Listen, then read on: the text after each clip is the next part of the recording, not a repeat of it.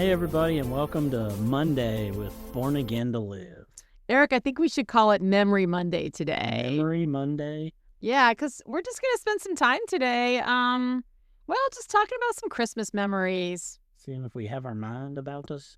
Yeah, I think, I don't know, it is this time of year where you can't help but be nostalgic about stuff. So, we thought we hit the scripture hard last week, and we're just going to do a little light, fluffy Memory Monday. Yeah, we'll just start off a little easier this week.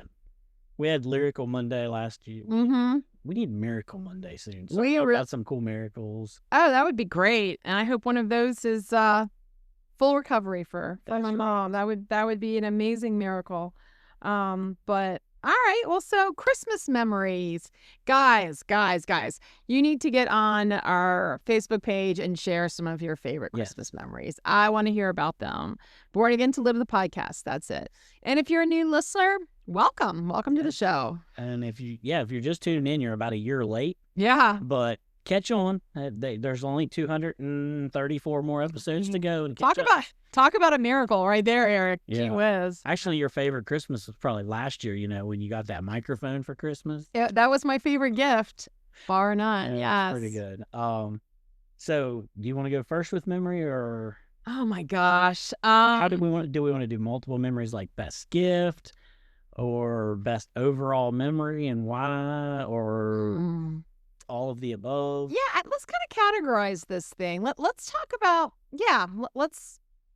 let's talk about kind of like a best gift as a kid or something, but then I also want to hear maybe about like your church traditions growing up and like what those look like Christmas Eves. Maybe we have to have a food category, right? Goodness. And then maybe some overall but don't quite fit into any of those categories, right? But Oh, wow.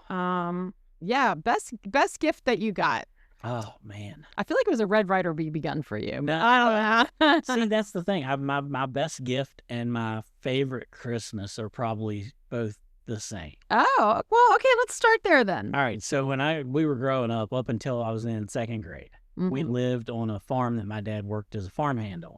Okay. And we lived in this house behind this little bitter old lady. Literally. Oh, man, this feels like a Hallmark movie. Keep going. She was so mean. She wouldn't let us have anything. Like our bicycles we couldn't park off the certain spot. I mean, we couldn't have anything.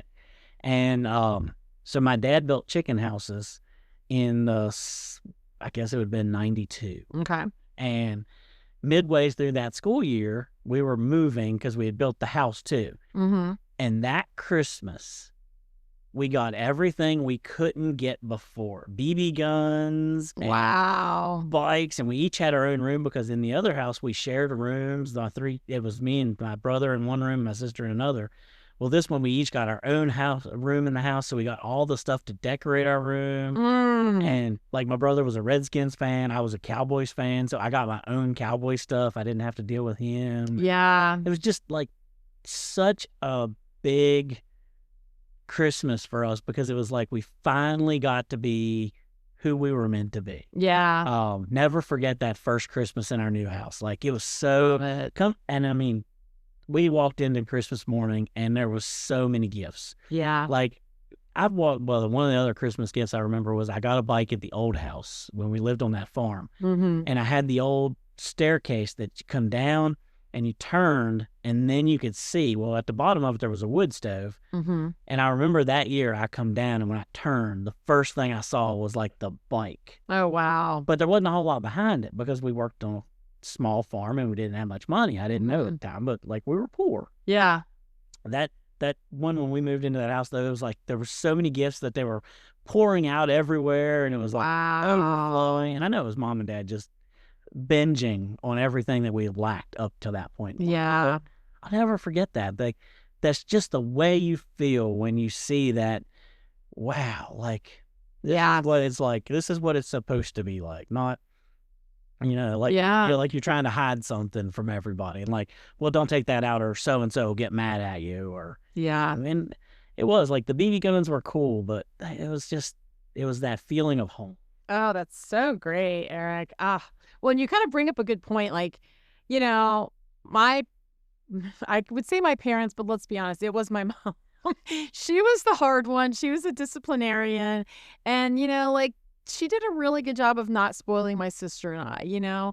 And so we didn't get gifts and rewards and anything all year round. Like birthdays and Christmas, that was about it. Now, every so often we would save and scrounge up our money I remember we had to earn our own money for an Atari set. And we would like literally do door-to-door sales of like little crafts and things that we'd made or a lemonade stand or whatever to get this Atari play set, video game system. And then the other thing that we really had to do ourselves was earn the money for a basketball,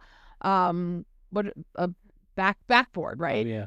It's not like the ones at Big Blue with the adjustable posts. This one goes up on the garage. They went on the garage, right? But like, for some reason, those are two things that she was not going to buy for us. We had to earn those.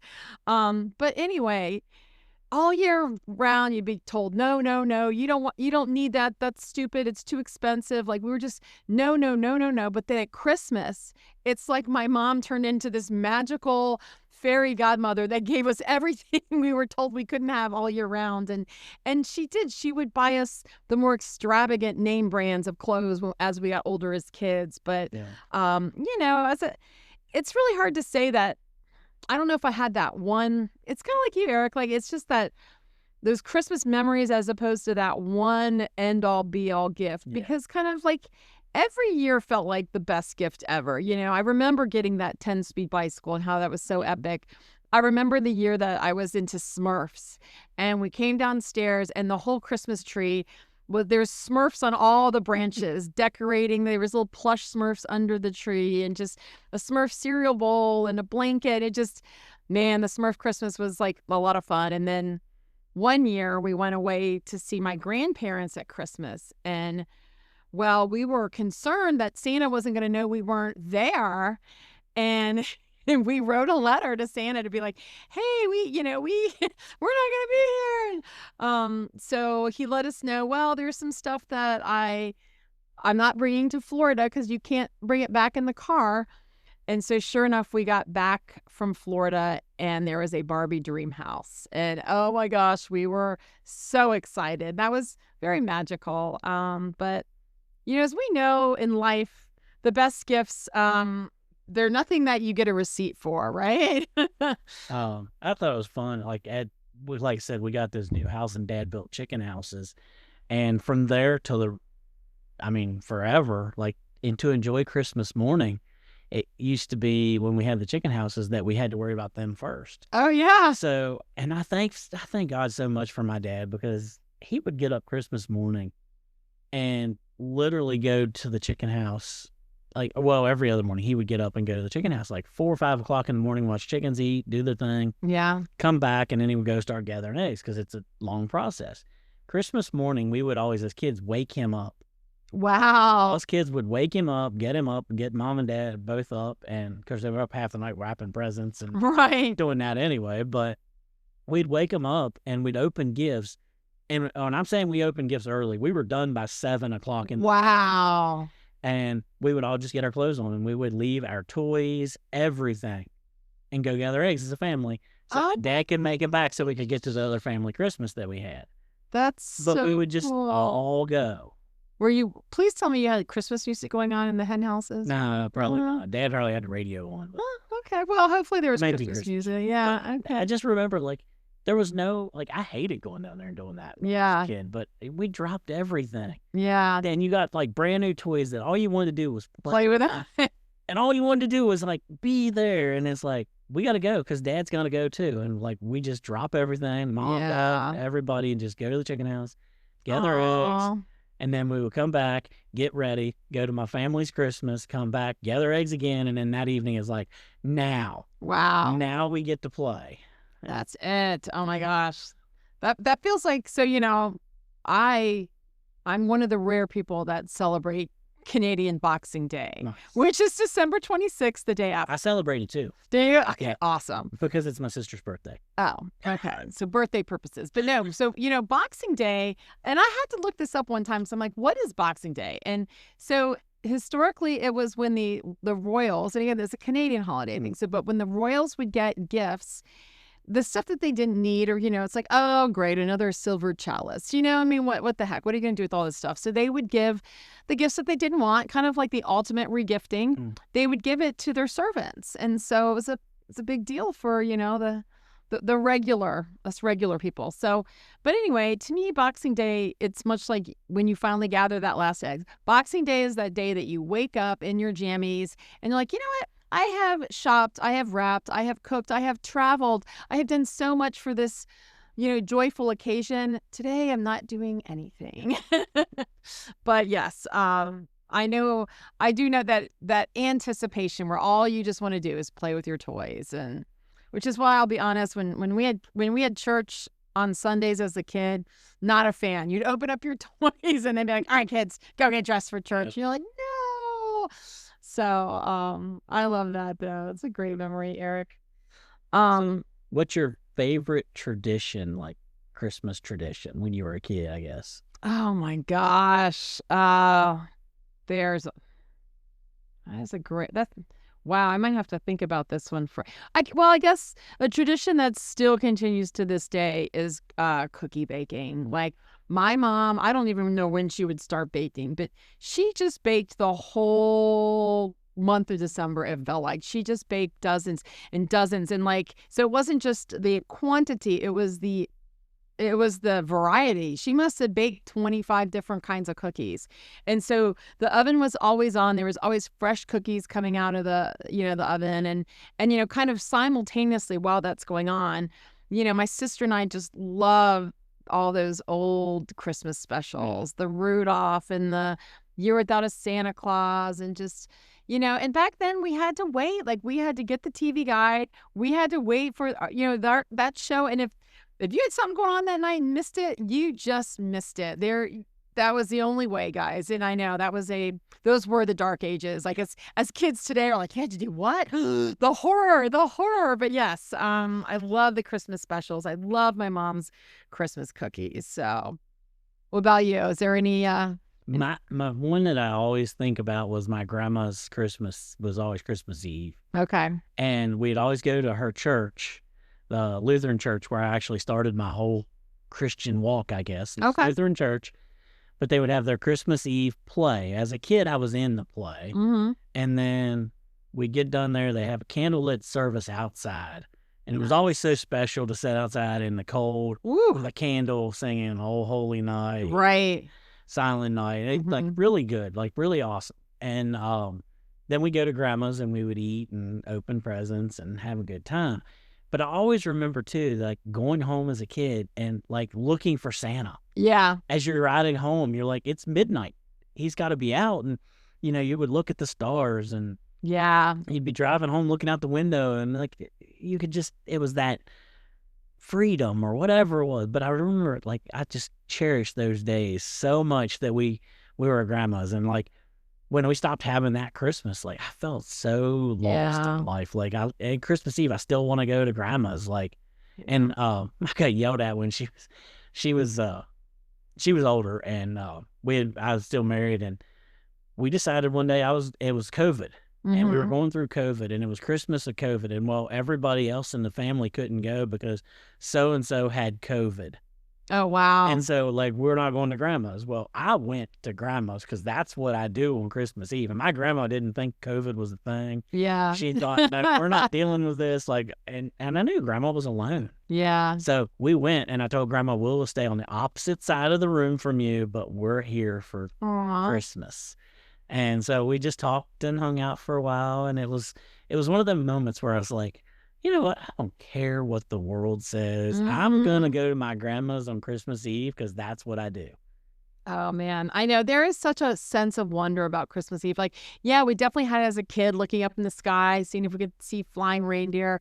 But as I get older, too, I look up in the sky. I'm like, which of these was the stars that the shepherds saw and that the wise men were guided by? Like, there is a magical quality about that night. And, I think the funny thing is we don't really know when Jesus was born, right? Like I've heard, and again, I would need to do more research on this so fact check me, please. But like, I know they said that like it was kind of Christmas was established back as the Roman Empire and Christianity were kind of growing, but there was all these holidays around the winter time, and there wasn't a Christian holiday at winter time. And they also, they wanted something to kind of not compete, but sort of I guess while there's already all this celebrating, they're like, well, we're going to kind of throw in our Christian holiday with all these other ones. And so that was so we don't really know if it took place on December 25th or,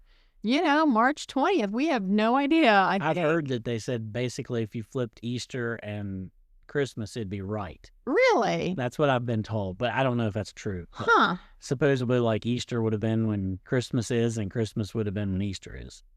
Interesting. Is that based on where in the globe, like Israel is, as opposed I don't know. to? It's just I heard that and I was like, that sounds. I mean, Huh. like they were established just because commercializing it.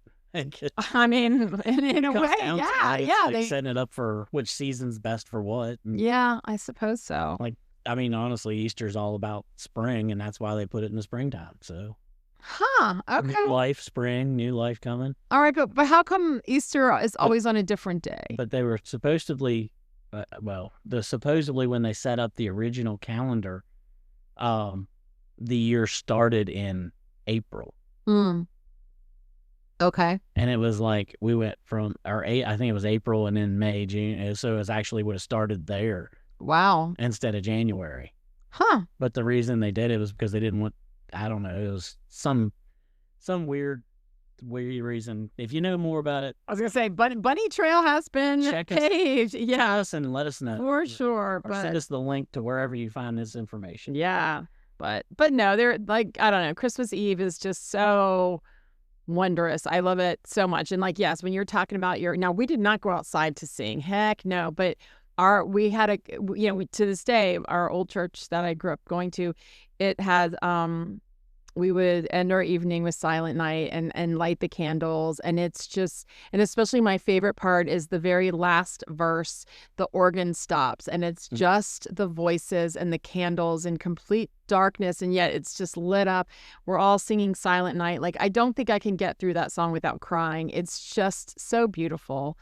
And I know a couple of the times, early when we started going to that church, a couple of the times on Christmas Eve, they did like a live manger scene with like, a lot of the people there were farmers. They had cows and sheep and that was so memorable to me. But I also, I know you and I we don't share a lot of common qualities. Like we've been arguing about the real tree, fake tree thing, about the marshmallows on this. I mean, I think we're finding that we have less in common every day, but no. We got Jesus. I mean, that's it. That is the glue that binds us together. But I know we both have a mutual love and respect for the Christmas Vacation movie. Yes. And I got to tell you, Eric, on so many occasions, that movie plays out so realistically, it's almost not funny. But one year particularly, I remember my sister and brother-in-law had a big Rottweiler, kind of like Snots, right? Yeah. From the movie. And I don't know if they got him a stocking or something, but they got this old dog toy thing. And my dad, it was like a rubbery ball. My dad takes it and he goes to bounce it up against the wall, which is fine, but next to the wall was the Christmas tree. So the dog basically goes to get the ball and basically crash lands into the Christmas tree. Fortunately, kind of it tips over, it leans back out, and the dog catches the ball. And I don't think too much was broken, but oh my gosh, it was a sheer moment of panic. And yes, to this day, I still always laugh about Aspen crashing into the Christmas tree. Oh my God. That's awesome. Yeah. So do you have any particular favorite foods? I'm a junk food person, I guess, on Christmas. Like the little things, like, I don't know what you actually call them, but we call them cornflake chewies. Okay. The cornflake peanut butter things. I love those. They're more of my New Year's, I guess, not Christmas. But my grandma, the same grandma that we had Christmas Eve at, she would make, we call them scotcheroos. Okay. Rice Krispie treat, peanut butter things with a melted chocolate on top of them. Oh, wonderful. She made them, and they were the best when she made them. And that was one of my, I had to have those. Okay, so there's no butterscotch in Scotcheroos? Well, there might be. Okay, I need to try both of these because I don't think I remember the cornflake wreaths that people would make, but I don't remember there being peanut butter in those. So Yeah, it's like corn syrup and peanut butter. That's the main thing. ooh, all right, let's make it happen. They were good. My brother makes them still. Like, I love I still want to try Grandma's chocolate pie too. them. So I want it back, but Grandma's didn't have. I know, but I think we could. Let's just try to workshop this. Think she'll send us one? I mean, I want to taste as close to the original as possible. Oh, you got to sweet talk my mom because she's the only one that knows. Oh, okay. I got to arm And wrestle. I made her recipe. mad that time. So Oh, well, okay. Then I'll just tell her. Yeah, I'll tell her I need it for my own family. But you know, I'll give you a sliver and see if I can see what you think. okay. Okay. What else you got on your list of Christmas memories, Eric? Oh man. There's a pile of stuff like trying to stay up all night to watch for Santa and just never making it. Just never making it. Like so many times, like you get told you have to stay in your room. Yeah. Well, I'd go in there and I'm like, all right, I'm staying up all night. Next thing I know, I wake up and I'm like, oh no, I missed him. Yeah.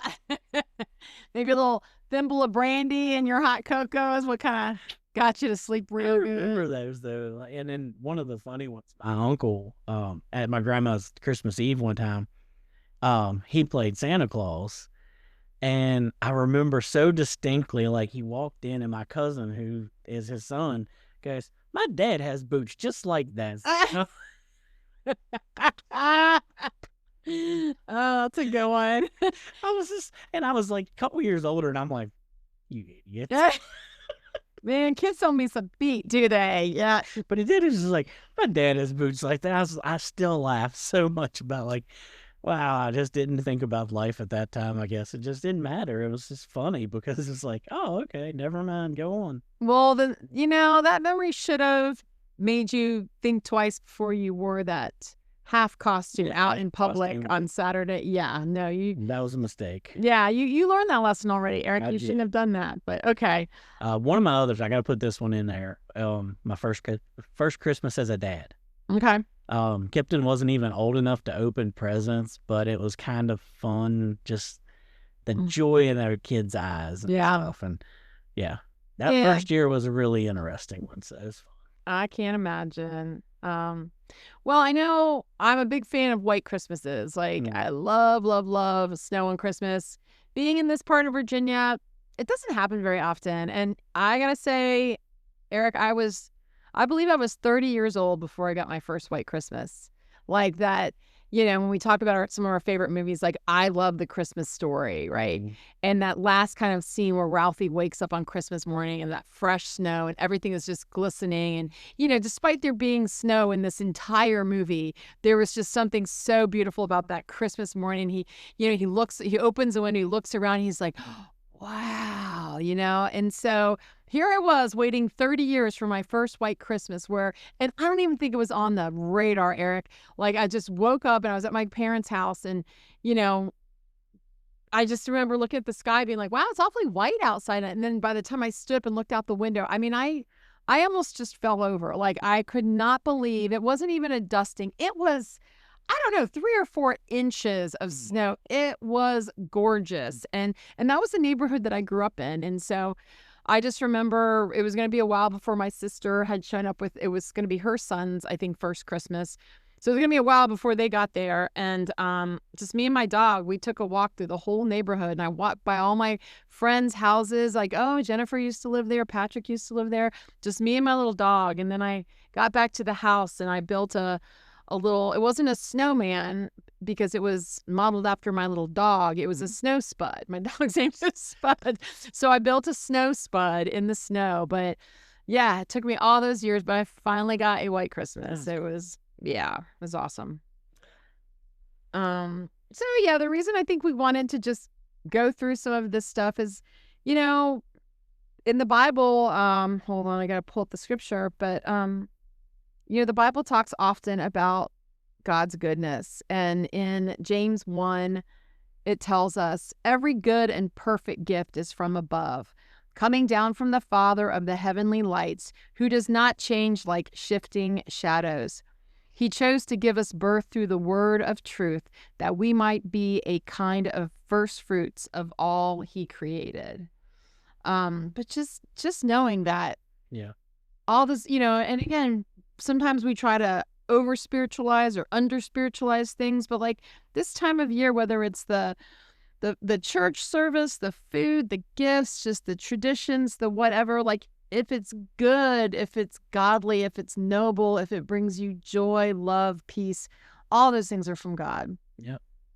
Yeah, it's all the gifts that we can give each other, but God gave us the best. So, and he knows what he has planned for us so well that we're not surprised by it. It's not a surprise gift. Like, I mean, to us it is, but it's not to him. Yeah. I don't like the consistency of God. It's never changing. Yeah, absolutely. I love it.